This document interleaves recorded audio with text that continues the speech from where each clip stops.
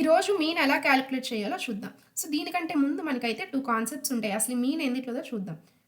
మనకి 2 కాన్సెప్ట్స్ ఉంటాయి. ఒకటి సెంట్రల్ టెండెన్సీ ఒకటి, మెజర్స్ ఆఫ్ సెంట్రల్ టెండెన్సీ అని ఒక టాపిక్, అలానే మెజర్స్ ఆఫ్ డిస్పర్షన్. ఇలా మనకి 2 టాపిక్స్ అయితే ఉంటాయి.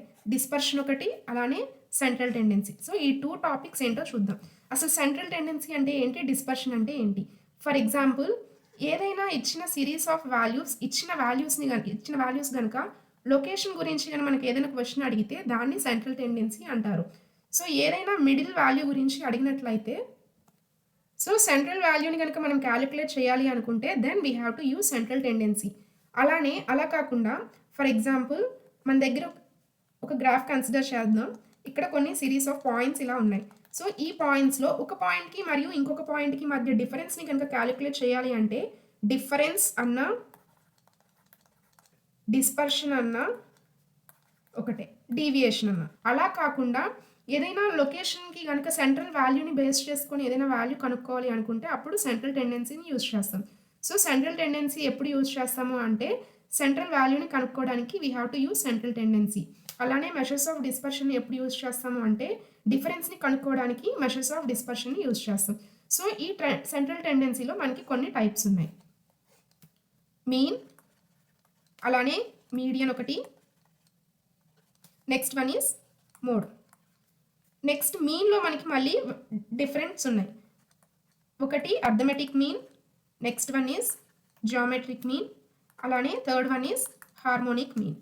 అలానే ఈ మెజర్స్ ఆఫ్ సెంట్రల్ డిస్పర్షన్లో మనకి మెజర్స్ ఆఫ్ డిస్పర్షన్లో ఏమేమి ఉన్నాయో చూద్దాం.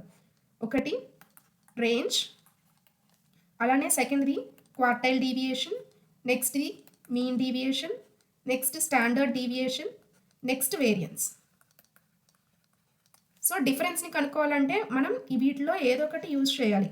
అలానే సెంట్రల్ వాల్యూ గురించి కనుక్కోవాలి అనుకుంటే ఇచ్చిన వాల్యూస్కి సెంట్రల్ వాల్యూ గురించి కనుక్కోవాలి అనుకుంటే వీటిలో ఏదో ఒకటి యూజ్ చేయాలి.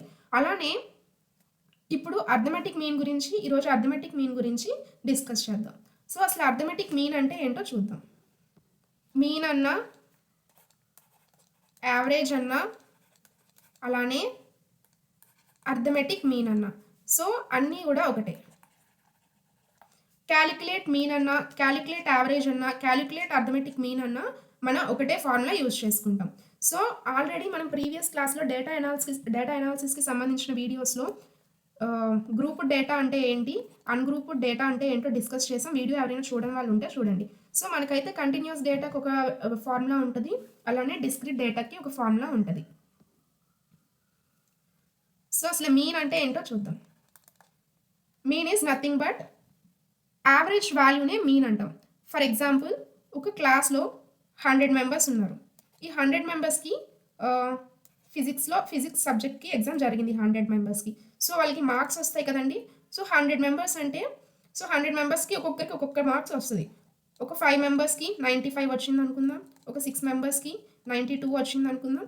సో ఇలా మార్క్స్ వస్తాయి. ఈ మార్క్స్ వచ్చినప్పుడు వాళ్ళందరి మార్క్స్కి యావరేజ్ కనుక్కోండి అంటారు. అంటే యావరేజ్, ఆ క్లాస్ యొక్క యావరేజ్ ఎంత అని అడిగినప్పుడు మనం ఎలా చేయాలి అంటే ఆ యావరేజ్ కనుక్కోండి అన్నప్పుడు మనం మీన్ని యూజ్ చేయాలి. సో యావరేజ్ అన్నా, మీన్ అన్నా, అర్థమెటిక్ మీన్ అన్నా ఒకటే కాబట్టి సో దీనికి డెఫినేషన్ వచ్చేసి సమ్ ఆఫ్ అబ్జర్వేషన్స్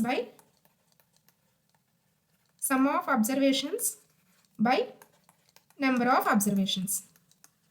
చాలా సింపుల్ అండి. ఎక్కువ మార్క్స్ కూడా మనం స్కోర్ చేయొచ్చు.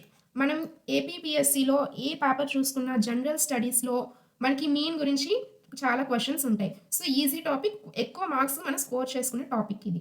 సో దీన్ని ఫార్ములా ఎలా అంటే మనకి 2 ఫార్ములాస్ ఉంటాయి. ఒకటి, సో ఈ మీన్ని ఎలా డినోట్ చేస్తాము అంటే denoted by X bar. So mean is denoted by X bar అనమాట. సో ఇప్పుడు మీన్కి ఫార్ములా కదా అంటే మీన్ ఎలా డినోట్ చేసుకుంటాం, ఎక్స్ బార్తో డినోట్ చేసుకుంటాం.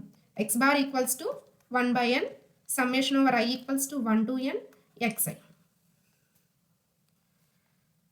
సో ఇక్కడ n అంటే ఏంటి, నెంబర్ ఆఫ్ అబ్జర్వేషన్స్. అసలు అబ్జర్వేషన్స్ అంటే ఏంటో తెలియదు కదా అంటే చూద్దాం. ఫర్ ఎగ్జాంపుల్ మనకి x1, x2, x3, x4 ఉన్నాయనుకోండి. ఈ x1, x3, x4 అంటే ఏంటో కాదు, మనకి క్వశ్చన్లో అడుగుతారు కదా, find the mean or find average or find arithmetic mean to the following data అని చెప్పి 1 2 3 4 ఇలా ఇచ్చారనుకుందాం. సో 4 వాల్యూస్కి మీన్ కనుక్కోండి అని అన్నారు. అప్పుడు ఈ 1 ఏమైంది, x1 అయింది, 2 ఏమైంది, x2, 3 x3, 4 x4. వీటినే అబ్జర్వేషన్స్ అంటారు. సో ఇక్కడ మొత్తం ఎన్ని అబ్జర్వేషన్స్ ఉన్నాయి, 4 అబ్జర్వేషన్స్ ఉన్నాయి. ఒకవేళ దీనికి కనుక మనం మీన్ కనుక్కోమన్నారు అంటే అప్పుడు x bar equals to 1 by number of observations ఎన్ని ఉన్నాయి, 4 ఉన్నాయి. సో 1/4 ఇక్కడ summation over i equals to 1 to n xi అన్నారు.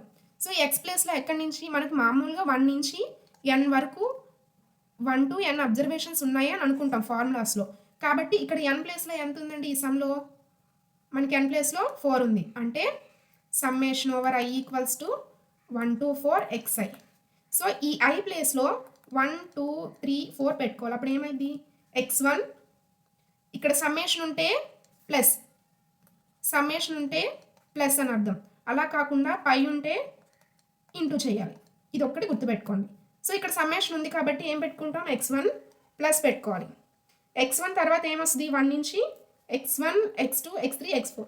కాబట్టి x1 plus x2 plus x3 plus x4 అంటే ఏమొస్తుంది, 1 ప్లస్ 2 ప్లస్ 3 ప్లస్ 4. సో ఇక్కడ 1 ప్లస్ 2 ప్లస్ 3 ప్లస్ 4 అంతే, 1/4.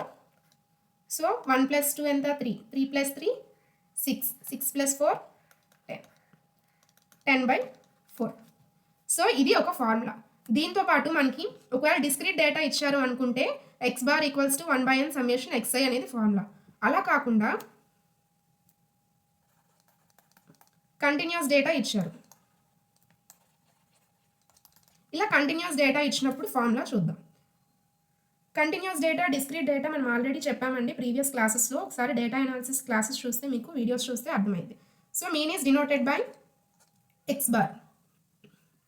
x bar equals to, so మనం డిస్క్రీట్ డేటాలో స్మాల్ n యూజ్ చేసాం, ఇప్పుడు ఇక్కడ క్యాపిటల్ N యూజ్ చేస్తాం.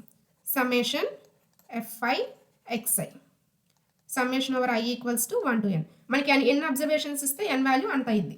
సో ఇది కంటిన్యూస్కి, అలానే డిస్క్రీట్కి ఏం చెప్పాము, x bar equals to 1/n summation xi, i over i equals to summation over i equals to 1 to n. ఇక్కడ కంటిన్యూస్లో క్యాపిటల్ N వస్తుంది, డిస్క్రీట్లో స్మాల్ n వస్తుంది. కంటిన్యూస్లో fi యాడ్ అయ్యింది, ఇక్కడ xi ఒక్కటే ఉంటుంది. సో అసలు కంటిన్యూస్కి ఎలా ఇస్తారు అంటే మనం డిస్క్రీట్కి చూసాం, 1 2 3 4 ఇలా ఇస్తారు వాల్యూస్. అలా కాకుండా కంటిన్యూస్కి ఏంటి అంటే ఇలా ఒక టేబుల్ ఫార్మాట్లో ఇస్తారు. ఇలా టేబుల్ ఫార్మాట్లో ఇచ్చి పైన క్లాస్ ఇంటర్వెల్ అంటారు, కింద ఫ్రీక్వెన్సీ అంటారు. 0 to 10, 10 to 20, 20 to 30 ఇలా ఇస్తారు. సో ఇలా బ్లాక్స్గా ఇచ్చినప్పుడు మనకి ఇది ఫ్రీక్వెన్సీ అనుకుందాం. సో ఈ ఫ్రీక్వెన్సీని మొత్తాన్ని టోటల్ చేస్తే మనకి n వాల్యూ వచ్చింది. అలానే వీటికి మిడ్ వాల్యూ క్యాలిక్యులేట్ చేయాలి. ఫర్ ఎగ్జాంపుల్ 0 to 10కి మిడ్ వాల్యూ ఎంతండి, 5, 10 to 15కి మిడ్ వాల్యూ 15, 25 ఇలా. సో ఇది కంటిన్యూస్ డేటాకి ఫార్ములా, అలానే ఇది డిస్క్రీట్ డేటాకి ఫార్ములా. సో ఇప్పుడు మనమైతే ప్రాబ్లంలోకి వెళ్దాం. సో ఇక్కడ క్వశ్చన్ ఏమడిగారు, ద యావరేజ్ ఆఫ్ 7 నెంబర్స్ అన్నారు.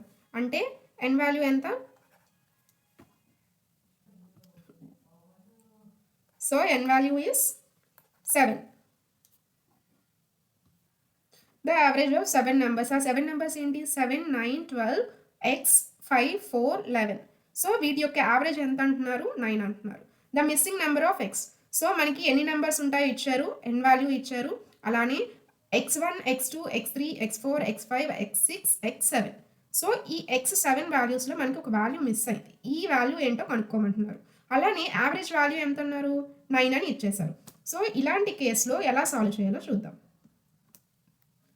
సో అసలు మనకి మీన్ ఫార్ములా ఏంటి, x bar equals to 1/n. So this is a discrete data. చూడండి ఇలా x1 x2 విడిగా ఇచ్చారు, బాక్స్ ఫార్మాట్లో లేదు కాబట్టి ఇది డిస్క్రీట్ డేటా. సో డిస్క్రీట్ డేటాకి formula x bar equals to 1/n summation over i equals to 1 to n xi. అలానే మనకి x బార్ వాల్యూ ఎంత ఇచ్చారు, ద యావరేజ్ ఆఫ్ 7 నెంబర్స్, ఈ 7 నెంబర్స్ యొక్క యావరేజ్ ఎంత 9 అన్నారు. సో x బార్ ప్లేస్లో మనకి n వాల్యూ ఇచ్చారు, అలానే ఎక్స్ బార్ వాల్యూ ఇచ్చారు, ఎక్స్ బార్ వాల్యూ 9 అన్నారు. సో ఎక్స్ బార్ వాల్యూ 9 కాబట్టి 9 ఈక్వల్స్ టు, అలానే ఇంకా ఏమిచ్చారు, ఫార్ములాలో మనం సబ్స్టిట్యూట్ చేసుకోవడానికి n వాల్యూ ఇచ్చారు, n వాల్యూ 7. అలానే x1 value 7 plus 9 plus 12 plus x value కనుక్కోవాలి కాబట్టి x రాసుకోండి, ప్లస్ 5 ప్లస్ 4 ప్లస్ 11. ఇప్పుడు 9 ఈక్వల్స్ టు 1/7. సో వీటన్నిటిని యాడ్ చేసుకుంటే వీటిని యాడ్ చేసుకోవాలి. యాడ్ చేసుకుంటే మనకి ఎంత వస్తుంది, 48 వచ్చింది. 48 ప్లస్ ఎక్స్ కూడా ఉంది కాబట్టి వేసుకున్నాం. అలానే ఈ డినామినేటర్లో ఉన్న 7 ఇటు వెళ్తే ఇది డివైడెడ్ బైలో ఉంది, ఇటు వెళ్తే 9 ఇంటూ 7 మల్టిప్లికేషన్ అయింది, equals to 48 plus X. So next 9 into 7 63 equals to 48 plus X, which implies X equals to, ఈ ప్లస్ 48 అనేది ఇటు వెళ్తే మైనస్ అయింది, 63 minus 48, which implies X equals to 15. So X value ఎంత అండి, 15. ఇక్కడ ఉన్న వాటిలో correct option C. Next one. So ఇదొక ఇంపార్టెంట్ మోడల్ అనమాట. అలా డిస్క్రీట్ వాల్యూ ఇస్తారు, కంటిన్యూస్ వాల్యూ ఇస్తారు, వీటితో పాటు కరెక్ట్ వాల్యూ, రాంగ్ వాల్యూస్ కూడా ఇస్తారు. ఫర్ ఎగ్జాంపుల్ ఈ మోడల్ చూడండి, for a group of 100 candidates. So మొత్తం 100 క్యాండిడేట్స్ అన్నారు, అంటే ఎన్ వాల్యూ ఎంత, 100. అలానే the mean was found to be 40 అన్నారు, mean value x bar equals to 40. Next, later it was discovered that the value 45 was misread as 54. The correct mean is, so 45ని 54గా pronounce చేశారంట. So అంటే 45 ప్లేస్లో మనకి 54ని వేశారు. సో ఇప్పుడు మనం చేయాల్సింది ఏంటి, మనకి ఫార్ములా ఏంటి, X bar equals to 1/n summation xi, ఇదైతే ఫార్ములా. సో మనకి ఎక్స్ బార్ వాల్యూ ఇచ్చారు, ఎన్ వాల్యూ ఇచ్చారు. సో ఈ xi ఏదైతే ఉంటుందో ఈ వాల్యూలో మనకి ఫస్ట్ ఇది కనుక్కోవాలి. ఇది కనుక్కున్న తర్వాత దాంట్లో నుంచి -54 చేసి ప్లస్ 45 చేయాలి. సో మనకి అసలు xi వాల్యూ తెలిస్తే కదా అవి చేస్తాం. సో అంటే మనం ఫస్ట్ xi వాల్యూని కనుక్కోవాలి. ఎలా, ఎక్స్ బార్ వాల్యూ ఆల్రెడీ ఇచ్చారు కాబట్టి 40 equals to 1/100 into xi.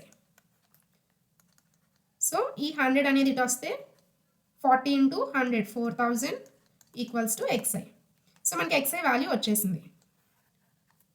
So n value 100, xi value 4000, అలానే ఎక్స్ బార్ వాల్యూ 40 ఇచ్చారు. సో ఈ 4000లో xi ఈక్వల్స్ టు, ఈ 4000లో మనకి ఏం చేశారు, the value 45 correct value was misread as 54. So ఈ -54 చేసి ప్లస్ 45 చేయాలి. సో మనకి ఆన్సర్ ఎంత వస్తుంది, 3991 వచ్చింది. సో కరెక్ట్ xi వాల్యూ అయితే మనకు వచ్చేసింది. దేర్ఫోర్ కరెక్ట్ xi వాల్యూ ఎంత, 3991. ఇప్పుడు మళ్ళీ మనం ఎక్స్ బార్ వాల్యూ కనుక్కోవాలి. X bar equals to 1/n ప్లేస్లో 100, అలానే సమ్మేషన్ xi ఎంత వచ్చింది, కరెక్ట్ సమ్మేషన్ xi 3991. సో దీని correct answer 39.91. So answer is D.